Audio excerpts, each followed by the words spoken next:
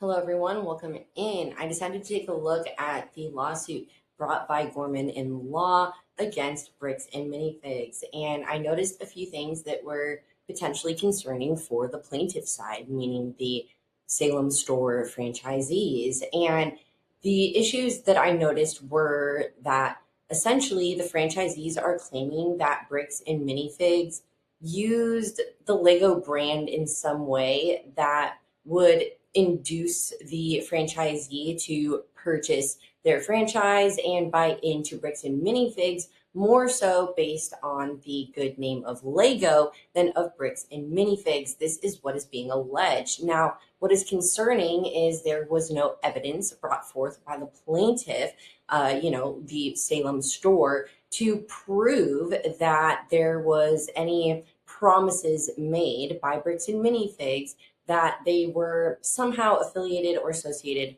with Lego in any way. It was actually quite concerning because when you read the lawsuit, it says that all implications of Bricks and Minifigs and Lego's association were allegedly made verbally, either over the phone or in person, which would lead us to further conclude that there is likely little to no evidence of this alleged inducement into the contract for the Bricks and Minifigs franchisees. Further complicating things for plaintiff franchisee is this clause here, the entire agreement clause, which is essentially an integration clause, stating that the agreement only covers what is written in the agreement. None of these alleged verbal conversations about the alleged association to Lego.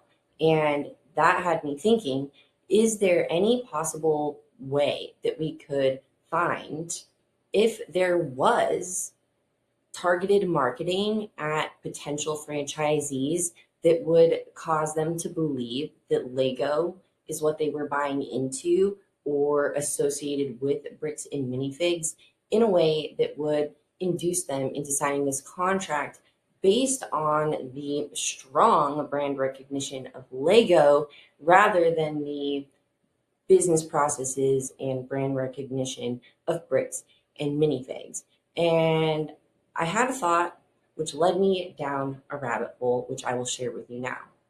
Since the franchisee plaintiff only has verbal conversations that allege this association to Lego with corporate Bricks and Minifigs, I wondered how they portray themselves to potential franchisees. And I figured they have to have a franchisee page on their website. So I looked up Bricks and Minifigs franchise and I saw their listing. So I copied their URL and I took that to the Wayback Machine and I found the archived pages of the franchising Bricks and Minifigs website. And we will go through some of the things that change on the website in these last 2 years. The earliest archive available was from October 5th, 2024, and I noticed some interesting things on the franchising page for Bricks and Minifigs. Now, the first thing we'll discuss is the main browser title source code. This is the HTML header tag. It will define the text that appears on the browser and serves as like the blue clickable link when you search for a website. And what is the text that Bricks and Minifigs had for their main browser title? It was Bricks and Minifigs franchising Lego franchise opportunities. Now, on the actual franchise page, the visible page headers source code says, "Start your next adventure, Bricks and Minifigs Lego franchise opportunity." To summarize the October 2024 findings, we can say that Bricks and Minifigs' digital profile was entirely uniform, with both the front end and the back end using the term Lego without boundaries or disclaimers. There were no archives for November 2024, but that is the month that the Salem store was seized by corporate. Nothing changed on the website in December of 2024, but it was worth noting that nothing did change on the website in 2024 after the takeover of the Salem store. Despite this not being a change to the website, I feel it is relevant to the timeline potentially, and that is that on February 28th, 2025, Brian Mansell receives an email from Lego after Brian Mansell had written to them complaining about the situation that we are now all aware of, the stolen Legos.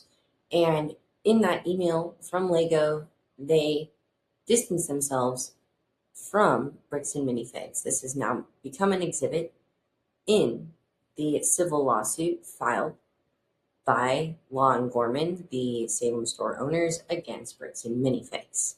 Now, this is where it gets interesting.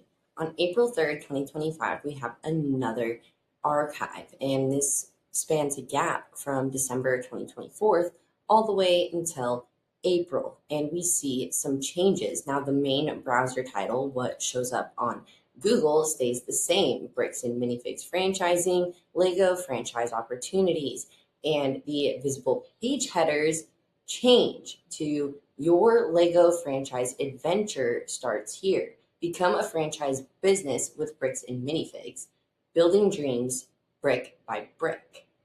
Now, just to summarize, 2 months after Lego was made aware of an issue with Bricks and Minifigs via Brian Mansell's letter, BAM altered their primary visual website headline to the phrase, "Your Lego franchise adventure starts here."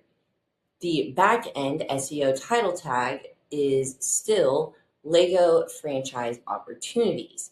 Now, is it possible that they were potentially tipped off or made aware of this distancing from Lego via that email and potentially chose to publish a safer word on the front end to dodge potential legal scrutiny while continuing to use Lego franchise opportunities as a potential hook for franchisees who may think that this is affiliated with Lego?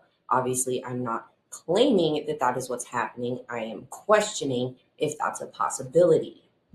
Now, another note for the timeline: this is not a website change, but we are fast forwarding almost a year to February 2026 with the alleged dispute resolution call between Law and Gorman, the plaintiff franchisees in this case, and Bricks and Minifigs. Now, this final archive that we will be looking at is the final archive because it appears that it has not changed since March 4th, 2026. This is, in my opinion, the most interesting of all the archives because we have a lot of changes that are documented here. First, we have the changed main browser title. It is now changed to Bricks and Minifigs franchise, own a Lego store. We also have changes to the visible headers, which is build your future with Bricks and Minifigs. Then, the most shocking and important revelation is that there is now a disclaimer that appears on Bricks and Minifigs website, as far as we can tell, as of March 4th, 2026, based on available archives. And it says, Lego is a trademark of the Lego Group of companies, which does not sponsor, authorize, or endorse this site.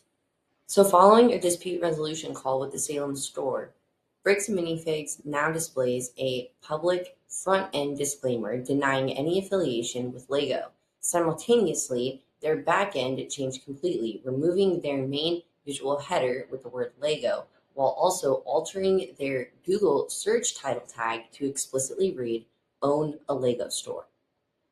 Is it possible that Bricks and Minifigs used a disclaimer as a legal shield while deliberately updating their back-end code to direct consumer search traffic based on the Lego brand? This is all easily verifiable by doing your own research on the Wayback Machine, but if you remember the screenshot I showed in the beginning of this video showing how I took the franchise URL for Bricks and Minifigs from a Google search, look what happens if I open up this screenshot all the way. You can see that Bricks and Minifigs literally does say, "Own a Lego store," with the registered trademark. next to the word Lego. Now look what happens when you search own a Lego store. Bricks and Minifigs literally outranks Lego when you Google own a Lego store. Tell me how Lego is okay with this. Now, if we take a look in the description for the Lego Certified Store search results, we see something interesting, something potentially similar to the claim made by Gorman Law in their lawsuit against Bricks and Minifigs. This search result says that Lego Certified Stores are stores owned and operated by an authorized partner that has an agreement with the Lego Group.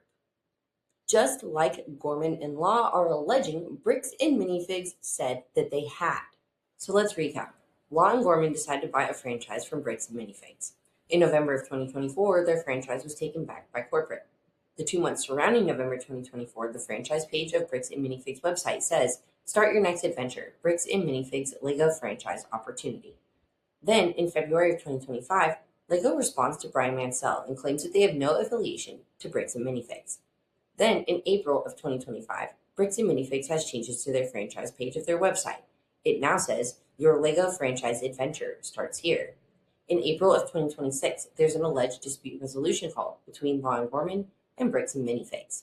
Then, in March of 2026, we see the biggest changes yet to come to the Bricks and Minifigs franchise page. We see the text, "Build your future with Bricks and Minifigs. Why own a Bricks and Minifigs franchise?" We also see a disclaimer that Lego is a trademark of the Lego Group of companies, which does not sponsor, authorize, or endorse the site. But if you Google own a Lego store, Bricks and Minifigs outranks the Lego store itself. And despite not calling it a Lego franchise on the website anymore, the text you see on Google says own a Lego store. And if you look closely at the Lego store description, is it crazy to think that if there are authorized partners with the Lego Group, that the search result right above it saying own a Lego store could potentially be affiliated? Now, to be completely fair, legally speaking, this may not be enough to fully absolve franchisees of their contracts with Bricks and Minifigs, but it could potentially give them leverage. And it could potentially afford plaintiffs such as Law and Gorman the ability to attempt to subpoena the communications or paper trails regarding the decisions to update the franchisee text on the website for Bricks and Minifigs. And if they did attempt to subpoena that information and were successful, what do you think they would be able to find?